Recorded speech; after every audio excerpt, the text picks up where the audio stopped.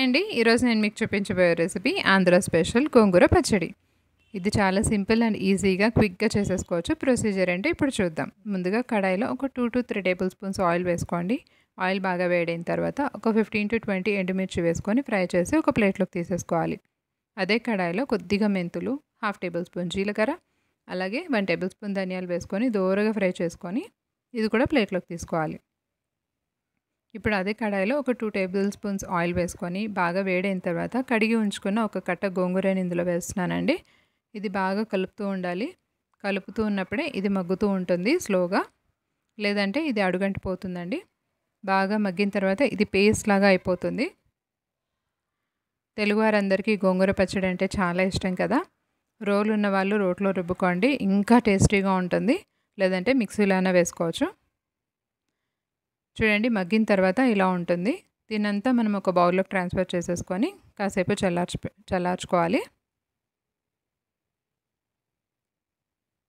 ఈలోపు మనం powder ready చేసుకుందాం.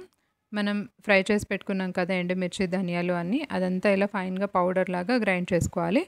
ఇందులోనే మనం వేయించి పెట్టుకున్న గోంగూరను అలాగే కొద్దిగా సాల్ట్ వేసుకొని దీన్ని కూడా మిక్సీలో పట్టుకోవాలండి. ఇలా పేస్ట్ లాగా చేసేసుకోవాలి. ఇప్పుడు ఒక కడాయిలో 5-6 టేబుల్ స్పూన్స్ ఆయిల్ వేసుకొని వేడైన తర్వాత పోపు దినుసులన్నీ వేసుకోవాలండి. ఆయిల్ కొద్దిగా ఎక్కువే పడుతుందండి, పచ్చళ్ళు కదా, ఆయిల్ ఎక్కువ పడుతుంది. పోపు దినుసులన్నీ బాగా ఫ్రై అయిన తర్వాత కొద్దిగా ఇంగువ, కరివేపాకు, ఎండుమిర్చి వేసుకొని బాగా ఫ్రై చేసుకోవాలి. అలాగే ఉల్లిపాయ కూడా వేసుకోవాలండి. ఉల్లిపాయ ఇష్టం ఉన్న వాళ్ళు వేసుకోండి, లేదంటే స్కిప్ చేయొచ్చు. ఉల్లిపాయ కూడా వేస్తే టేస్ట్ చాలా బాగుంటుందండి. ఒకసారి మీరు కూడా ట్రై చేసి చూడండి.